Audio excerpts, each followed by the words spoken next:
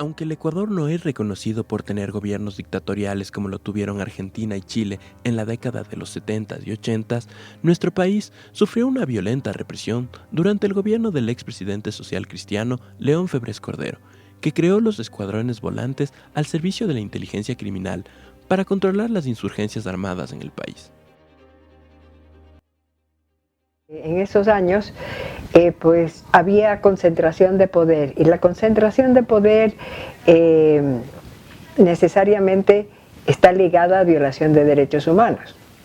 Entonces habían graves violaciones a derechos humanos contra la vida, contra la integridad de las personas. Había, por primera vez en el país se registran desapariciones forzadas, y pues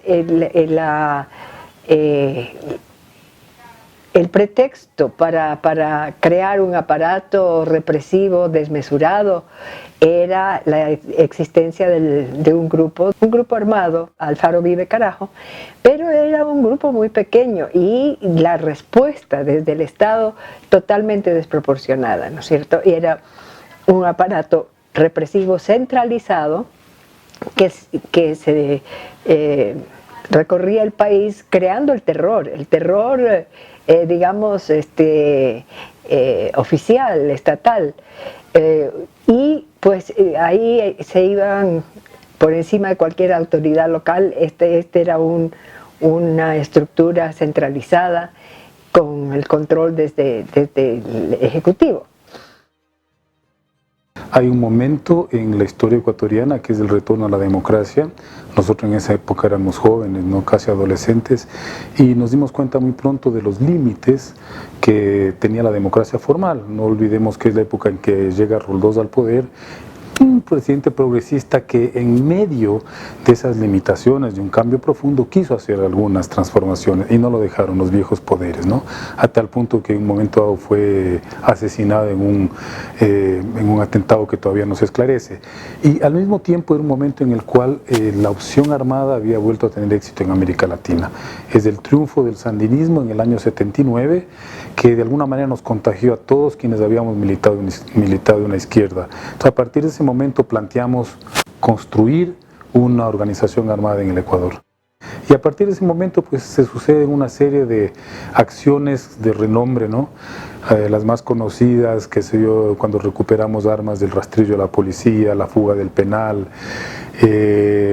bueno, recuperaciones de bancos, distribución de alimentos en barrios populares, y el caso por el cual yo fui detenido, que es uno de los, quizá el más impactante, que es del secuestro de Naín Isaías Barquet. Yo estuve detenido 5 semanas completas, 35 días, durante los cuales fui torturado sistemáticamente, tanto en las dependencias policiales de lo que entonces se llamaba el SIC, en el cuartel Modelo, en Avenida Las Américas, y luego en dependencias militares. Estuve en el cuartel Huancavilca, que queda en Guayaquil. Me trajeron acá a Quito al Ministerio de Defensa, me llevaron a uno de estos sitios reservados que tenía el ejército en Sangolquí. Sí, yo pasé por todas esas instancias y en todas me torturaron de manera sistemática.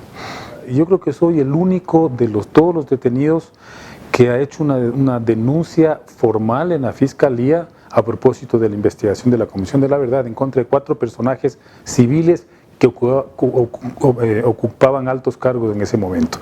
León Febres Cordero, ya fallecido; Marcel Añado, que fue ministro de Agricultura en ese entonces y fue, si no me equivoco, propietario del Banco de Machala; Jaime Nebot y Charlie Pareja Cordero. Ellos estuvieron presentes al menos una vez.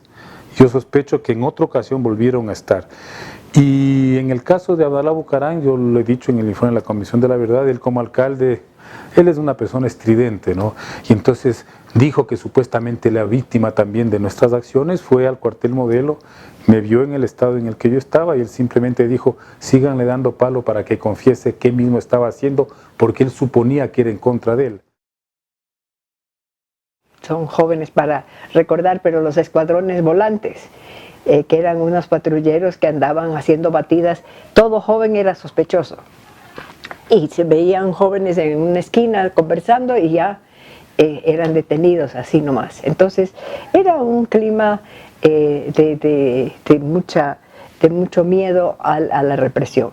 Y desde el Estado, desde la fuerza pública, se manejaron bajo esta terrible doctrina de la seguridad nacional, que es una concepción militar realmente, porque el que no está conmigo es mi enemigo, y está contra mí. Entonces es una guerra interna, y en la guerra todo, como dice, todo vale.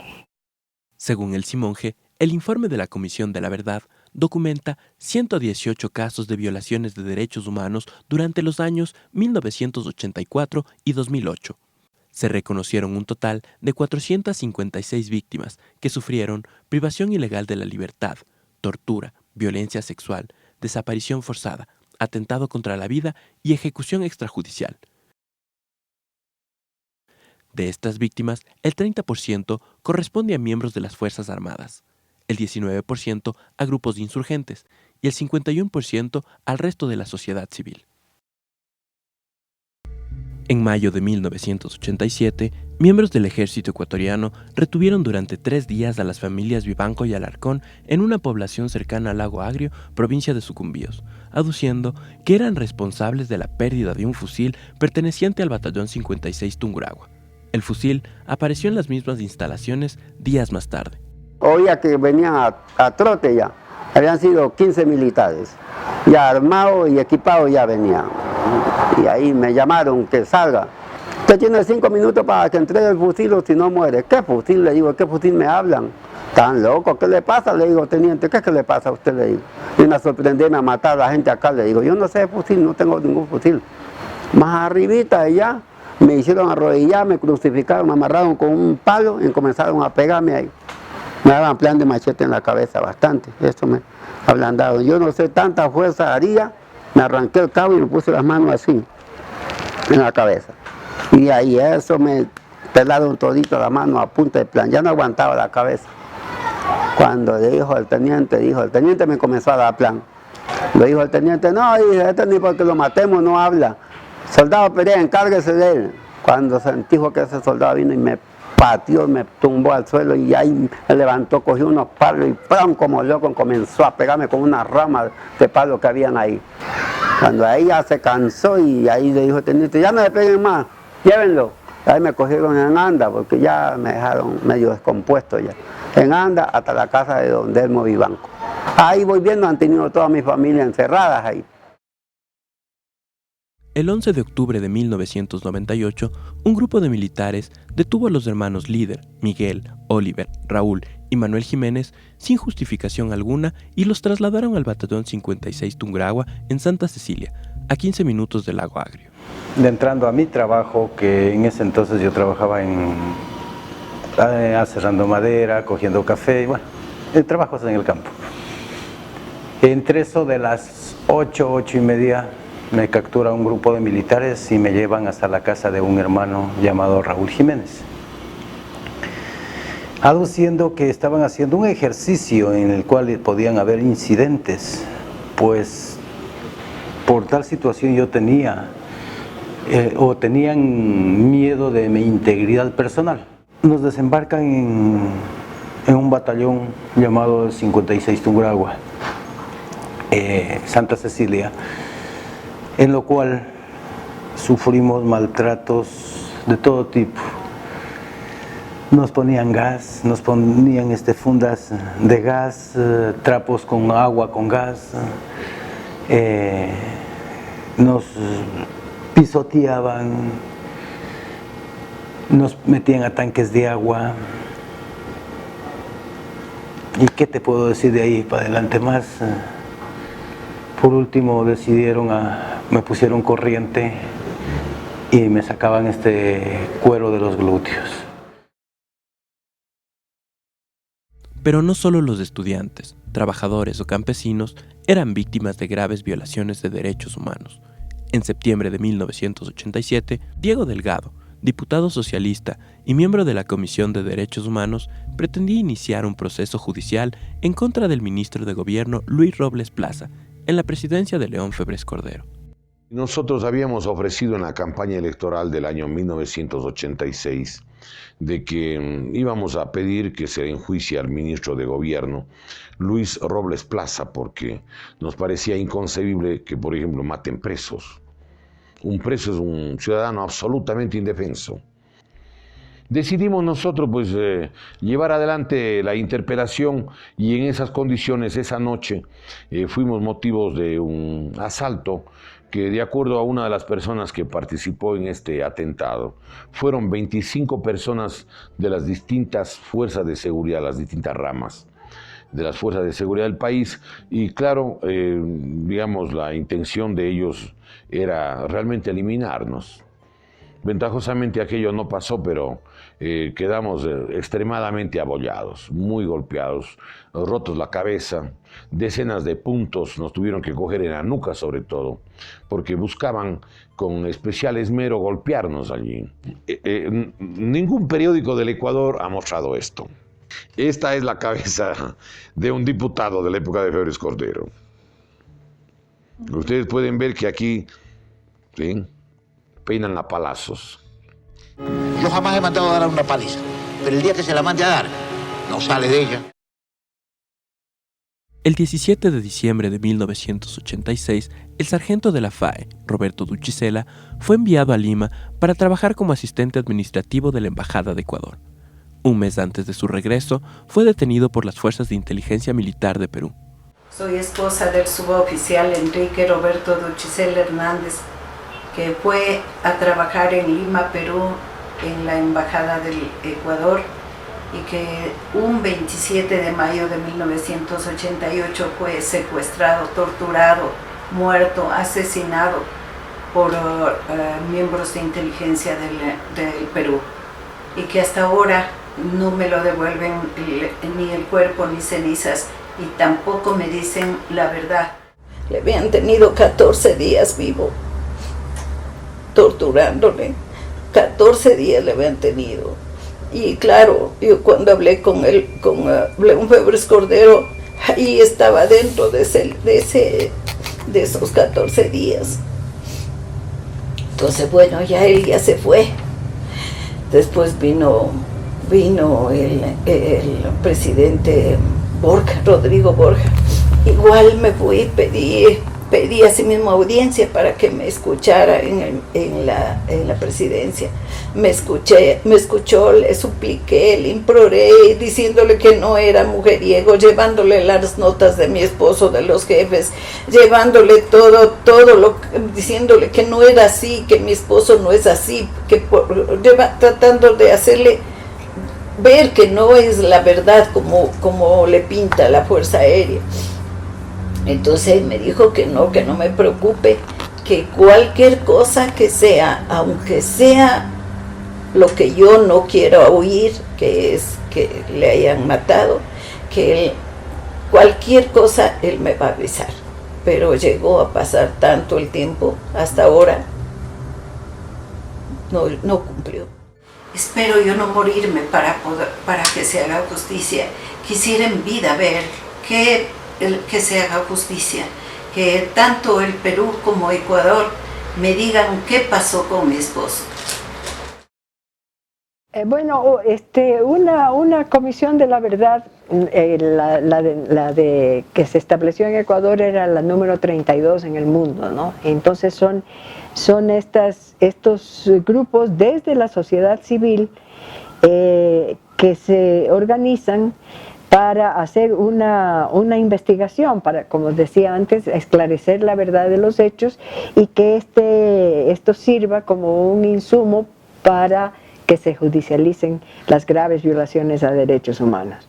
El punto de partida de la Comisión de la Verdad del trabajo era la denuncia de las víctimas. Entonces se recorrieron 16 o 17 provincias del país anunciando que estábamos ahí para recoger denuncias. Los que quisieron se acercaron a presentar su caso, se les tomaba testimonio y se seguía investigando.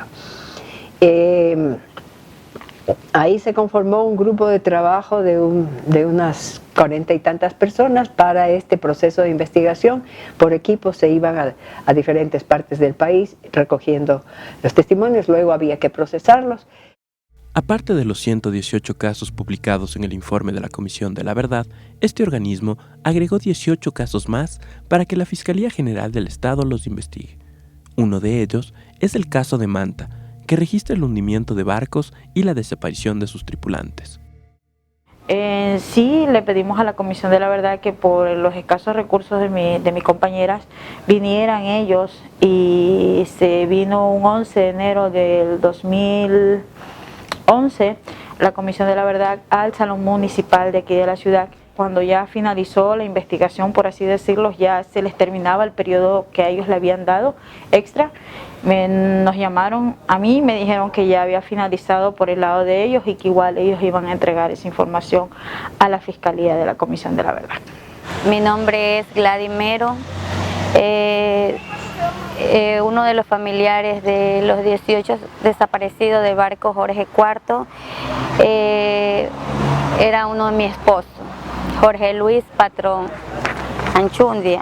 Aquí muestro la foto donde cómo él era. Ellos zarparon en el barco en el 2002 rumbo a faena de pesca con el afán de regresar en 20 días, cosa que jamás sucedió. Siempre he dicho, no estamos en el Triángulo de las Bermudas, donde una embarcación, en su mayoría estructura metálica, cargada de diésel y de combustible y de víveres, haya desaparecido sin dejar un rastro en alta mar.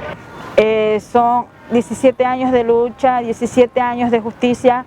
La Comisión de la Verdad nos reconoce en el numeral 127 como caso base de Manta, nos reconoce como víctimas de graves violaciones de derechos humanos. El abogado fiscal Paco Delgado de Garantías y Personas 1 en la ciudad de Manta quiere dar por archivado nuestro expediente del caso de la embarcación Jorge IV de sus 18 tripulantes. Ni siquiera han podido dar la DINASEC con la ubicación del dueño de la embarcación. ¿De qué justicia estamos hablando? ¿Por qué quieren archivar? Si falta mucha tela por cortar sobre el caso del Jorge IV. Hemos recurrido ante tantas autoridades y pensamos que se siguen vulnerando nuestros derechos y los de nuestros seres queridos.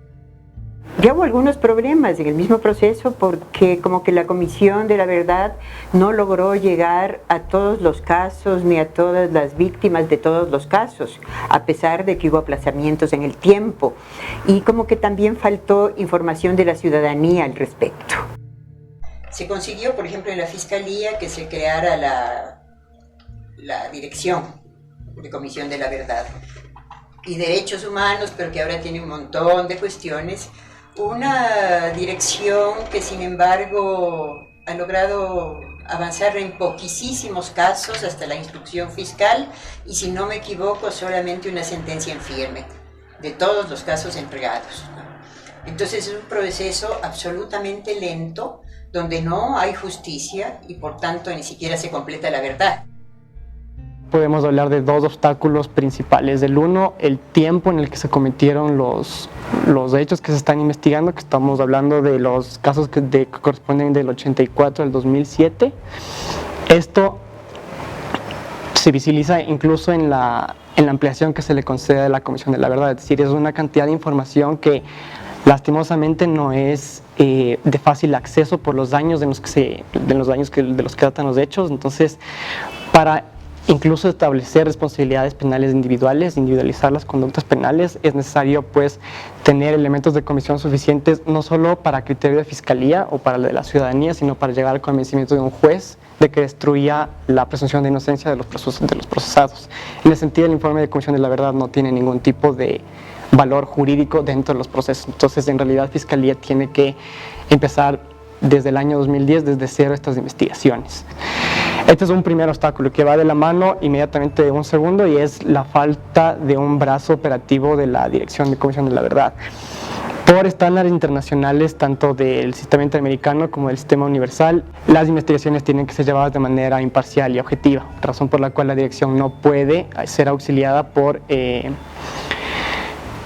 entes o instituciones técnicas auxiliares del proceso penal, como sucede con la policía judicial sobre todo. Entonces, los únicos agentes investigadores se remiten única y exclusivamente al equipo técnico, que está compuesto por un fiscal, un secretario y un asistente. Considerando estos dos, se tiene, por ejemplo, la rotación de personal de fiscalía o en general de fiscal en general, que hace que los procesos tengan ciertas trabas, porque cada vez que rota un personal de fiscalía, pues el nuevo fiscal tiene que enterarse del caso y leer si estamos hablando de expedientes de cerca de 200, 300 cuerpos. Entonces sí demora bastante el curso de las investigaciones.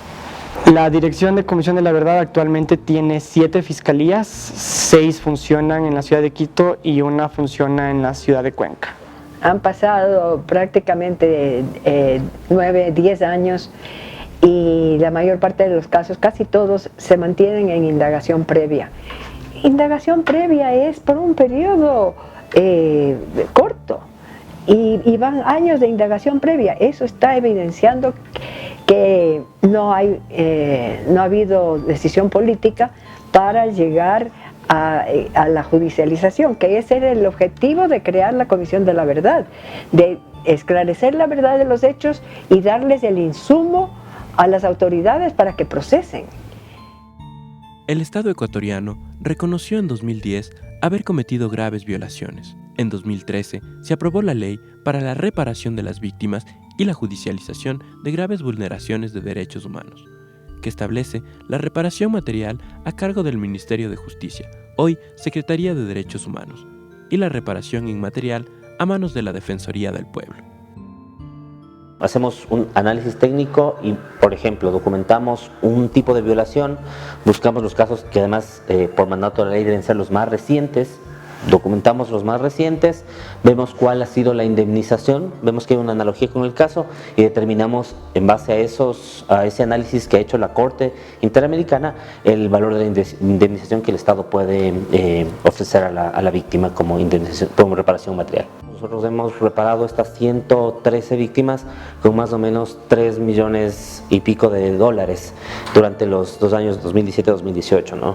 Entonces, como no son casos iguales, como no son violaciones idénticas, hay casos que se indemnizan con un valor, otros con otro valor, superior o menor, dependiendo. Entonces no es matemático, uno no puede decir, bueno, estos 451.000 voy a dividir para 100.000, para 15.000 y me tocan 4 o me tocan 1, depende de la situación de la violación. Para terminar este año tenemos asignados 451.100 dólares aproximadamente. Es una sola ronda indemnizatoria con cada una de las víctimas, donde se abarcan todas las violaciones que están documentadas por la Comisión de la Verdad para esa víctima. El Estado ecuatoriano conformó su comisión de negociación para la reparación, pero no era una negociación, era una propuesta, se puede decir, como quien dice, ¿lo tomas o lo dejas? El Estado ecuatoriano te va a indemnizar con 20.000 dólares por detención ilegal y tortura, porque eso hay. ¿Lo tomas o lo dejas? No hay otra forma más. Cuando nos hicieron firmar unos documentos en Quito, o sea, el acuerdo de reparación, fueron 2 hojas, donde decía del Estado ecuatoriano y el señor Miguel Ángel Jiménez, llega a un acuerdo indemnizatorio voluntario y ya, o sea, más o menos lo que miraba. Y cuando nos hacen llegar unos documentos, está donde que nosotros renunciamos prácticamente todo. Yo no ejerzo ningún trabajo público ni privado, ¿por qué? Porque al momento que me detuvieron me dispararon así, con un calibre así puesto en el oído. Tengo dañado este oído, el 50% de audición no tengo. Incluso tiene la Defensoría del Pueblo esa hoja de que yo como estoy con la audición. Ahorita ninguna empresa privada ni pública se hace cargo de un trabajador que esté en esas condiciones. Cuando vino la ley de víctimas, mis hijas ya eran, gracias a Dios, profesionales. Entonces a ellas no les llegó ninguna reparación, porque mis hijas se han formado, sí, con becas, pero ganándose esfuerzos por ellas. Lo que es el libro de la Comisión de la Verdad, a nosotros sí nos nombran, pero no nos toman en cuenta como víctimas directas. El hecho de no haber sufrido una tortura física, creen que no es tortura. Somos víctimas y seguiremos siendo víctimas mientras ellos no reconozcan eso, porque fuimos personas que estuvimos ahí, sufrimos eventos, sufrimos secuelas. Pues nosotros en lo personal enviamos el documento a la Defensoría del Pueblo solicitando que nos reconozcan como tal, el cual nos mandan una respuesta en la que dicen que por el que no estamos en un listado no somos víctimas, a pesar de que dentro del libro de la Comisión de la Verdad nosotros constamos en los relatos. Mi papi, mi mami siempre nos han nombrado, pero sin embargo no, ellos creen que por no haber sufrido el golpe no somos las víctimas. Hasta el momento, la Defensoría del Pueblo ha entregado 286 expedientes al ex Ministerio de Justicia para continuar el proceso de reparación, de los cuales se han suscrito 113 acuerdos reparatorios. Digamos, Fiscalía puede reconocer que ciertas personas han venido a rendir versión y que las ha identificado como presuntas víctimas dentro de un caso concreto. El reconocimiento de víctimas dentro del programa de reparación no está a cargo de Fiscalía. La Fiscalía remitió un listado de nuevas víctimas en noviembre del anterior año, no obstante, insisto, ese reconocimiento le corresponde a la Defensoría del Pueblo, no a Fiscalía. Quisimos entrevistar al defensor del pueblo, Freddy Carrión, y a la directora de reparación, Lorena Chávez, para conocer cuál es la entidad responsable de reconocer a las víctimas de graves violaciones de derechos humanos. Sin embargo, mediante un correo electrónico, nos informaron que por sus actividades diarias no podían darnos la entrevista. La Defensoría del Pueblo también está encargada de gestionar la construcción del Museo de la Memoria, que hasta la fecha no está listo, pese a que la Ley de Víctimas, emitida en el año 2013, dio un plazo de 90 días para cumplirlo. Tenemos ya el compromiso del Ministerio del Interior para entregarnos 1.031 metros, 1.035 metros me parece. Y corresponde a los 2 pisos de la parte norte del EXIC. Hay un poco de trámites administrativos que se tienen que complementar para poder recibir ya. Este momento el Defensor del Pueblo está presionando, y digo presionando porque es una cuestión ya de tiempo. Incluso la ley dice 3 meses, han pasado prácticamente ya 5 años desde que la ley mandó que se cree el Museo de la Memoria, y no tenemos, sí tenemos ya por escrito el compromiso, pero no está todavía efectivamente el espacio. Lo que sí quisiera es que nos cumplan con los acuerdos que hicimos con la Defensoría del Pueblo, en vivienda, en salud, en educación. Imagínense, nos dan una beca, que las becas no sirven para 3er nivel. Eso no es una reparación. A mí me gustaría que fuera desde que, si mi hijo tiene 5 años, va a comenzar a estudiar de 5 años, desde ahí tendría que hacerse cargo el Estado directamente. Él se fue a pescar por primera vez. Él tenía 23 años, todavía estaba estudiando. Del estudio se salió por ayudar a mi mamá, porque mi papá también había fallecido, y él se salió, dejó los estudios por irse a trabajar. Mi mami me preguntaba, y yo le decía que andaban lejos, porque yo no le quería decir a mi mamá la verdad. En eso mi mamá, cuando ya se enteró, desde ahí cayó enferma. Mi mami cayó enferma, todos los días lloraba, ella rogaba y rezaba para que su hijo regrese, pero hasta aquí no regresó. Mi mamá ya falleció y ya no volvió a ver a su hijo. Ella todos los días lloraba, que cuando venía. Ella le dejaba su comida guardada porque decía que iba a llegar, pero ya no llegó. Mi mamá se fue pensando en su hijo. Ella se murió de tristeza. De tristeza se murió mi mamá porque mi hermano no llegó. Aunque todavía tenemos la esperanza de que puede llegar, pero con estas ayudas que tenemos, ¿cuándo?